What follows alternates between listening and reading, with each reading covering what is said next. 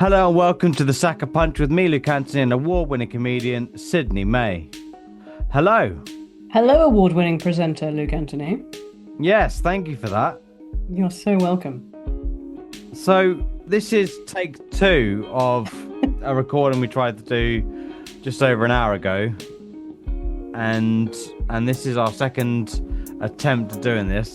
Zoom kicked us out, didn't record the full episode, so we're doing this again, and we're hoping it's going to be even better than it was before, but you'll never know. Yeah. So, well, what have you been up to this week? It's Monday. Not much. I've been working and I went to the gym. Okay, what have you been up to in the previous week then? Sorry. Lots of gigs, lots and lots of comedy gigs. And a bit of Arsenal watching when I get the chance. I missed the midweek game last week, which actually we didn't talk about in take one. No. Did you watch the Port Vale game? Yes, I did, yeah. Yeah, quick summary.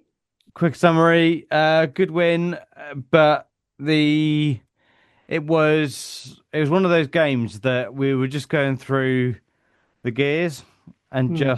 just doing business as usual, really. It Which is was, what it should be. yeah, a League Cup game against Port Vale. You don't go too mad, do you? No, you would think you don't need to. And my impression was we didn't need to. No. Underwhelming underwhelming result with a 2-0. Hmm. But the thing is, I was having this discussion with my dad. He's popped up early, hasn't he? He's always in here. Yeah, he's always there. He's I should always I there. should give an honourable mention to my mum as well. She's great. So She exists. she's an avid listener of this podcast. So she's there. Oh, hi, Mum. Hi, mum. My mum's And not. actually not. Okay. Oh, no. Well, my parents love me. My parents love me, but my mum just doesn't love football. Oh, right, fair enough, fair enough. Yeah, my mum's not a massive fan of football. Well, she did get really into the women's Euro. Well, I mean, how And could you not? yeah, that was quite phenomenal. Hmm. And so this game, Hmm. Newcastle Arsenal, went to St James's Park. We've had a bit of a tough a few visits there in the past few seasons. They got one us up on got a few up on us in the last couple of seasons. So a tough place to go. Yeah, I mean, we broke the curse. We can at least say that, even if only just, but we did. We broke the curse, 2-1 to the Arsenal, and what a roller coaster of emotions. It was a tough watch, wasn't it? Yeah, I think we felt all the emotions in that. I mean, where do we start? There were penalty shouts, there were disallowed things, there were goals. Um, should we start with the penalties? Let's go with the 14th minute penalty awarded to Arsenal for Gyökeres going down, but it was cancelled by VAR. Yeah, so this was torture for me because I was on my way to the pub, and I was just getting notifications from the live scores app. So I got the notification, penalty awarded. I'm like, yes, okay, just waiting for the next notification, penalty scored. And then it was not that, there was another one that said VAR are reviewing, and then the next one was that it had been cancelled. And I had to find out at the pub what had happened. So that was a torturous few minutes just getting these notifications. But you t tell us what happened. So so he's pretty much going to beat Pope Mm. until contact happens. So the ball Which is not goes easy to slightly. do, by the way. No, no, he had a very good game, and Mm. it went slightly past Pope, and it touched Pope, the ball, and it went on a bit. But had he not made contact, Gyökeres would have got there and scored the goal. So, but in theory, if the touch was debatable, i.e., not 100% clear, then VAR should have not overturned the penalty Mm. because it wasn't a clear and obvious error. No, and that seems to be the point Arteta's making. Everybody's been saying there wasn't a glaring error. So why did VAR even feel the need to step in? I get that they check everything, don't they? But yeah, the whole point is it's supposed to be clear and obvious. And I wasn't even watching, and I know it wasn't clear and obvious. I mean, once they've seen it, it's not a penalty because he gets a touch on the ball. Mhm. So I guess he can't unsee what he saw when he watched the footage back. Hmm. Is that right though? Should he even be? Because I guess everything is looked at, whether it needs to be or not. Is that what they do in the little Stockley Park? I don't know. Well, statistically, VAR has been correct more than it's been wrong, but I don't, I just think, I just don't think it should have gone to VAR. But then every penalty Hmm. always does go to VAR, doesn't it? Yeah, well that's what I mean. It does, whether it's an error or not, it still gets checked. So I'm with Arteta. I'm with I think you said Saka was saying it on social media. There wasn't an error, but No, he said it in his post match hmm, conference as well. yeah. He said it in his interview that you But know, maybe it is like you say, once they've seen, they can't unsee. yeah. But we were on top for a lot of the game in terms of Yeah. possession and chances created. You know, Eze looked quite bright in the game, especially in the first half. You know, he had a few Mm, shots on target. Trossard hit the post. You can't get much closer yeah. than that.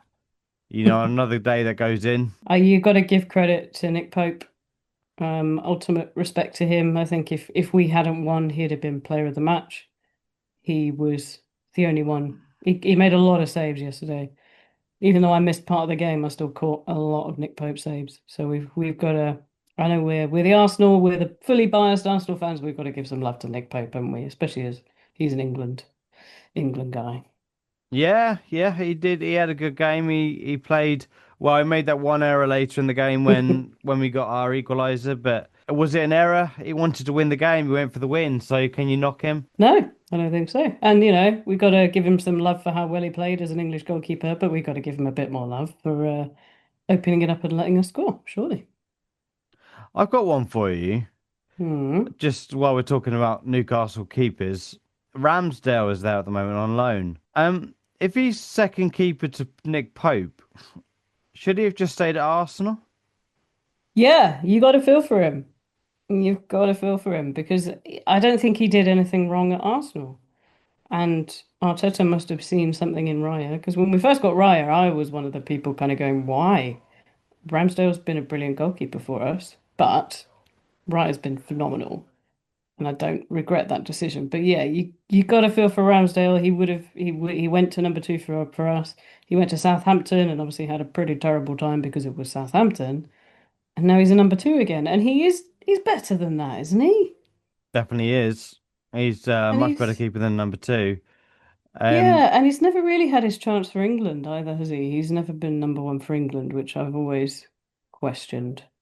no, but I wonder how nice it would have been if because he was sort of being mentored by David Seaman. How nice would it have been if he became England number one, Arsenal number Mm, one, or stayed number one at least, and then broke into the England team and kicked mm. off Pickford. It would have been beautiful. And his performance, like when you look at the overall team he was playing for, he was well above Pickford.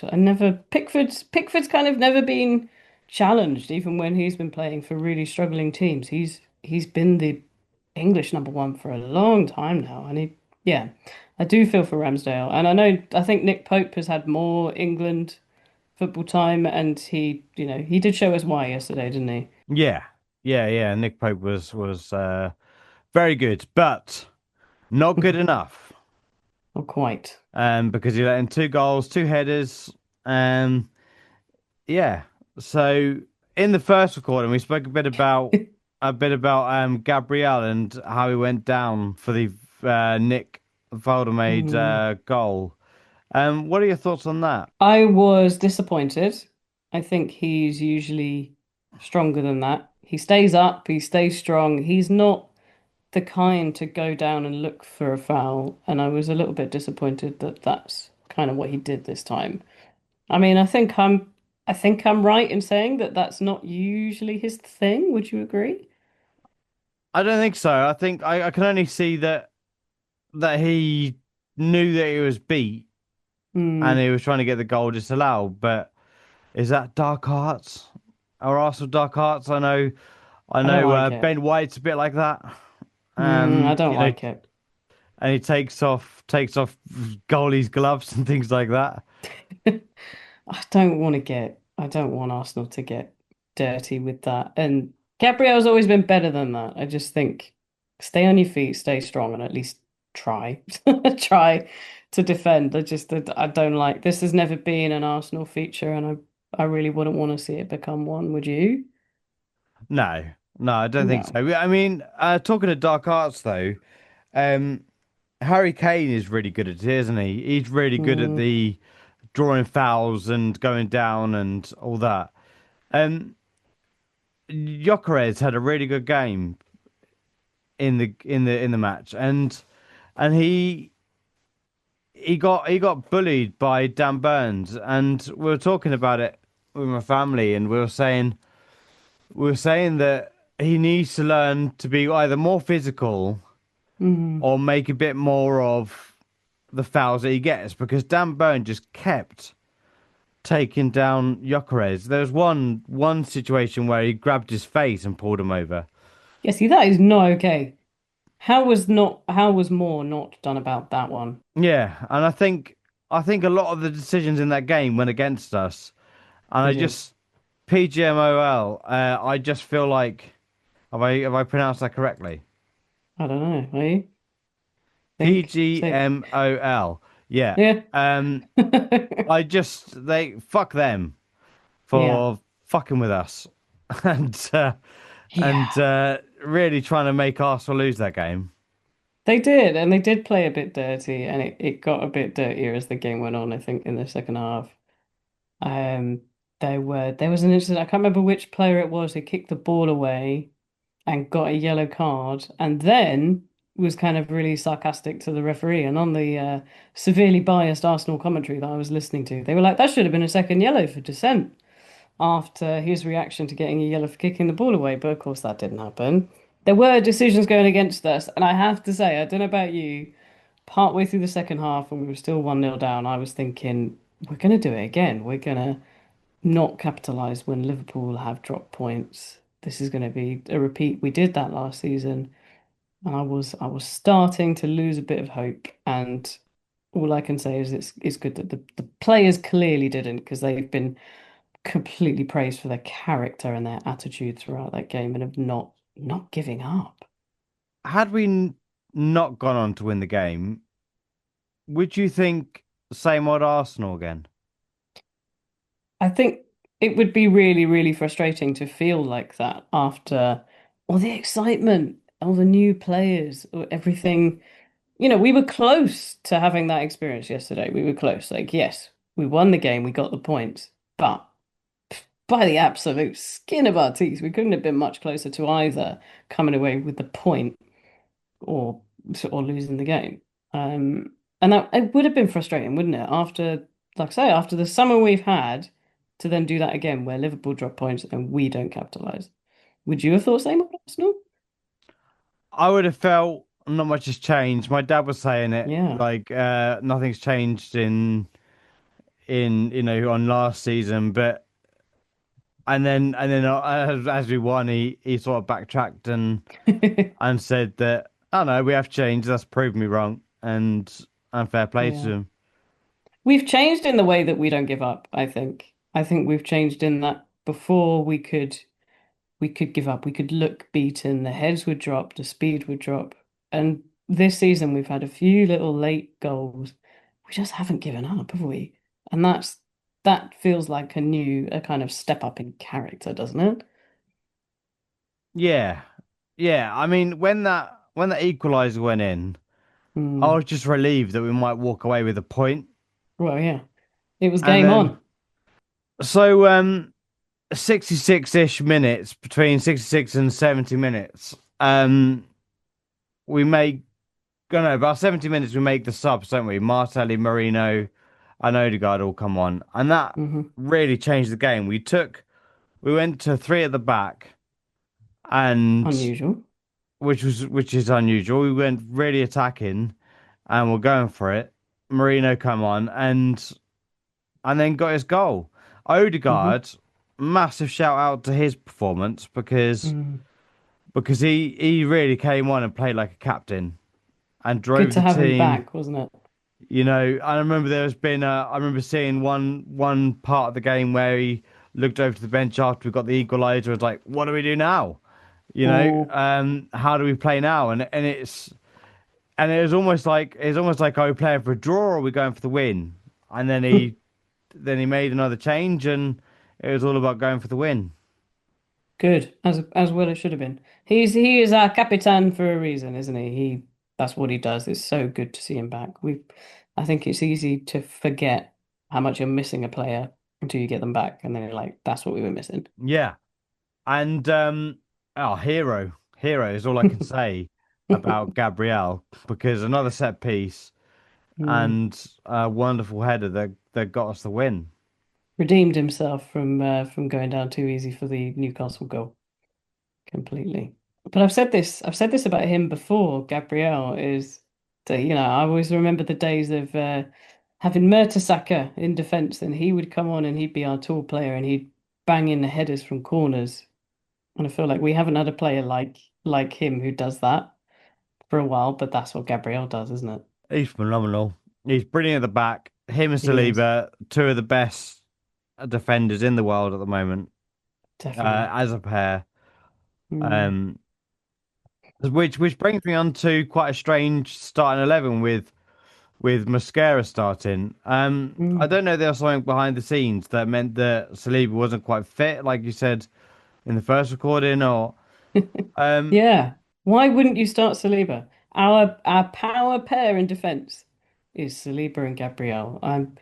Maybe he's just trying to try something new. Mosquera's new. He wants to see what he can do, but to me it seems an odd decision not, you play around with the other two in the back four, not Saliba and Gabriel. yeah, Mascara's had a really good start to Arsenal. He made a few errors in that game.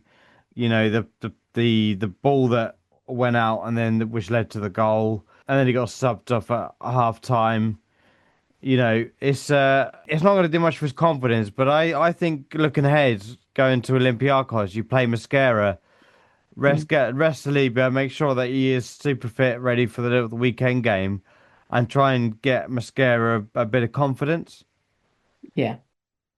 Yeah. I think there's the whole thing, if you're only as good as your last gig, as we say in comedian world, or you're only good as good as your last game. Get him on again to try and make up for that mistake. Hopefully, be good to see him have a good game against Olympiacos. And that's the kind of game where we can rotate our players a little bit. But I'd still be saying Premier League. It's got to be Saliba and Gabriel. Yeah, absolutely. Mosquera was never meant to be a replacement for Saliba, was he? No, backup. Yeah, exactly. Exactly. That's what he needs to be. Many fans have complained about the way we lined up too conservative against Man City and Liverpool. We've spoken about it on previous Mm. podcasts. Um, do you think Arteta has learned his lesson because he went out different against Newcastle? He did, but again, it was the subs who made the difference. So I think the one thing we both expected after the last couple of games was somebody like Martinelli to start. Now we know I've been his worst critic, um, but he's proved himself, and I didn't think he had long enough yesterday to come on and make that impact. So has he learned? I'm not convinced. The starting lineup, you were pretty close with your prediction yesterday. Got two Well, wrong. what's two wrong? That's pretty good. Nine right. What's your thinking on it? I think he has learned his lesson. Okay. Because I think you know, three's a charm. He's gone Mm-hmm. to Newcastle and played a slightly more attacking and gone for the game. Given the history that we've had at Newcastle, it's not an easy place to go. And No. I was ex Okay, so my predicted 11 was, well, I based that on the fact that I thought that he would change the system a bit and Mm, play as a, play Martelli on the left. He went with Trossard and Mascara. We've spoken hmm about that, but I think he has learned his lesson. But how will Arsenal line up against Olympiacos, do you think? Because will we see Odegaard played in midfield with Eza? Because I think that's a good pairing. Rather mm. than, Rice has played defensive midfield before, in the number six role in, West Ham he did. And I just wonder if you bring little bit extra creativity, bring Odegaard back in, let him find fitness again after his injury, and play Eza maybe in front of him or vice versa. I think he will change up a little bit from the league lineup. That's usually what they do, isn't it?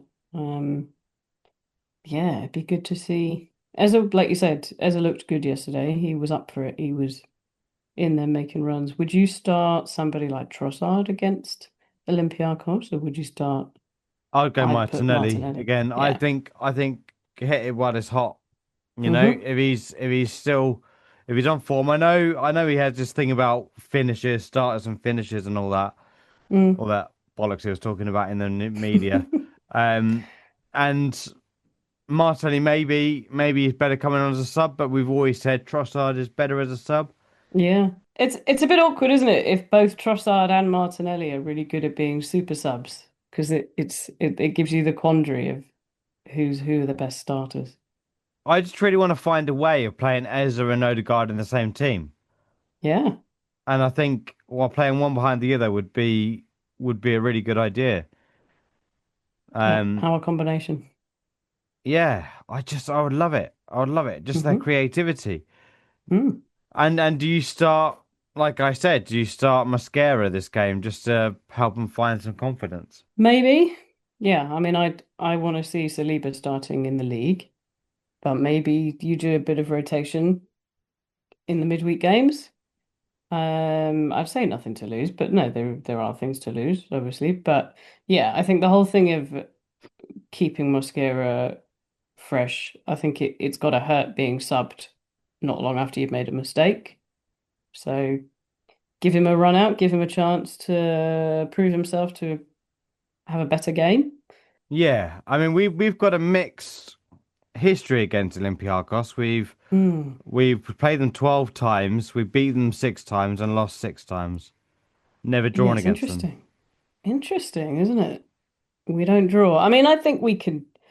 We've got a good team. We had some wobbles. Like yesterday, there was a serious wobble. Um, but I think we can. Are there any notable players in Olympiacos at the moment? Oh, you talk to me like I'm a proper correspondent, like a bloody commentator. It's Like because you're so knowledgeable. I have all this in front of me. Um, who's at Olympiacos now? I always count you as you've done more research than I have. There's no one I recognise No, in their team, but it's not an easy team, not an easy they're club to not an go easy to. team. Well, we're playing at home, but there's not an easy team to play.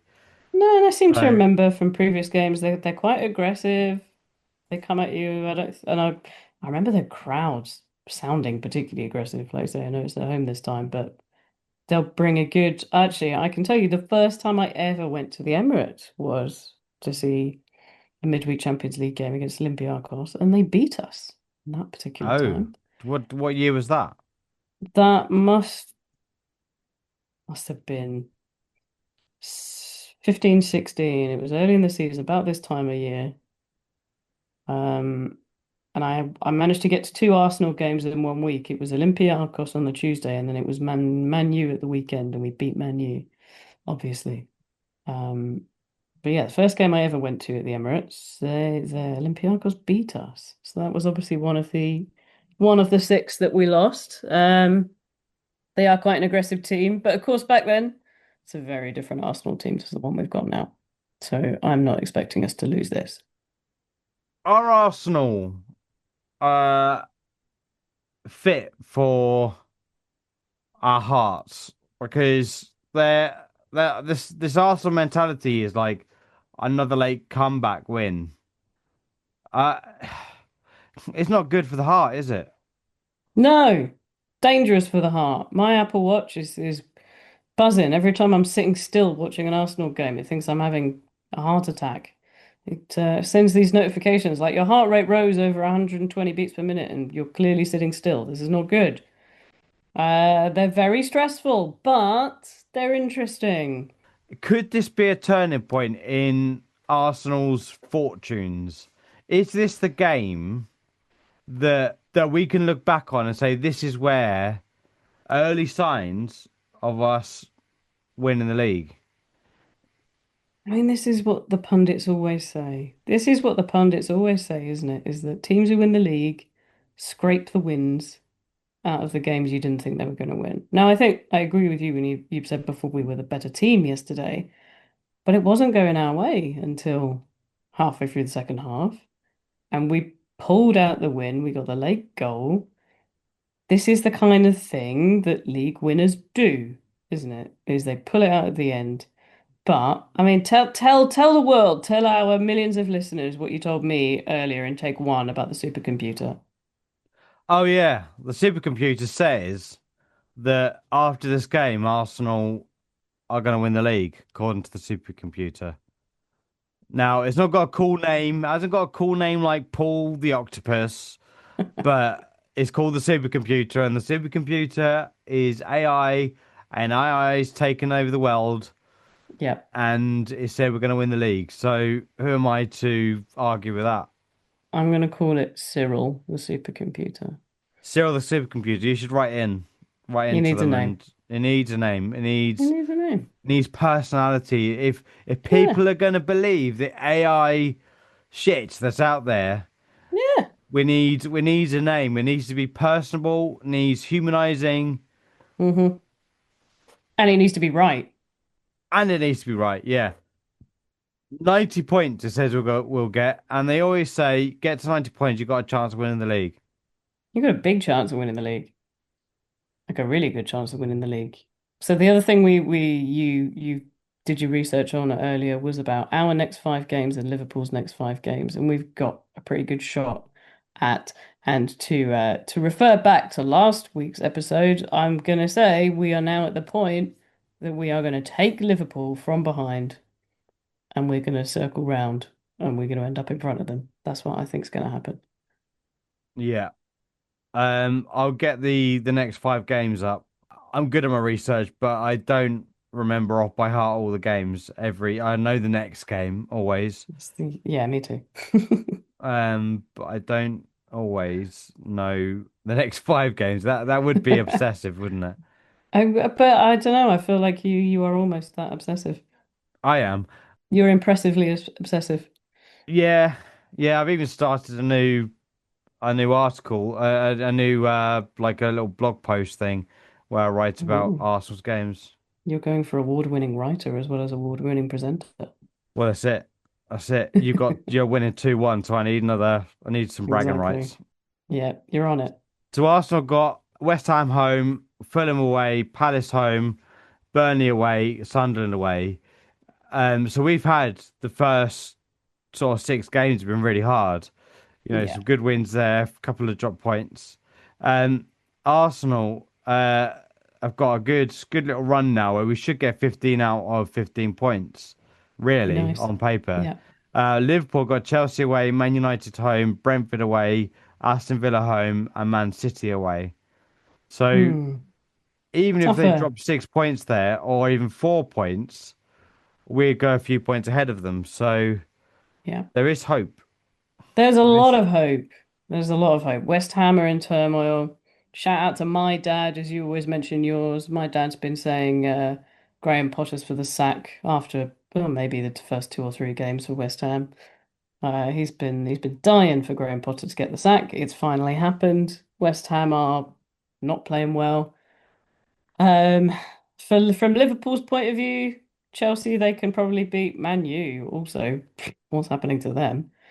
I think Liverpool can beat them without too much trouble. But Long may it Aston continue. Villa, But absolutely. apart from the Liverpool game, I want I want to won the game for hammer him and Man United to come out and beat Liverpool. But you never know because it's a rivalry, isn't it? So Yeah, and they can do it. They have, they can surprise us. Maybe. I think Man U are looking like absolute shit at the moment, but it'd be nice if they surprised us. I think Brentford's a tough game, and Aston Villa got back on winning terms yesterday. Nice to see our old Unai Emery. He's had a dodgy start, but oh, he's a he's he's a bogey manager for us, isn't he? He always seems to do well against Arsenal. So Yeah, exactly. But if he um, does well against Liverpool, we'll be very happy, won't we? we will be, yeah, yeah. It's all He about the can do game, that. isn't it? Yeah. Absolutely. So yeah, hopefully this is a chance for us to get all of our points and to Liverpool to drop some. We can do it. I think we do, you were saying about this yesterday's game, is that our time now to hope and the turning point? There could be a big turning point in these next few games, couldn't there? Yeah, yeah. Let's hope Well, so. on that note, that's it from us. Um, join us next week. Well, not no, this week. Join us this week when we talk about the Olympiacos game. But if you can subscribe, rate, and review the podcast wherever you get your podcasts, that'd be really helpful. And if you want to search the Saka Punch on WordPress, I'd write about Arsenal now because it's not an obsession, it's a passion. Thank you very much, Sydney May. Thank you so much, mildly obsessed Luke Anthony.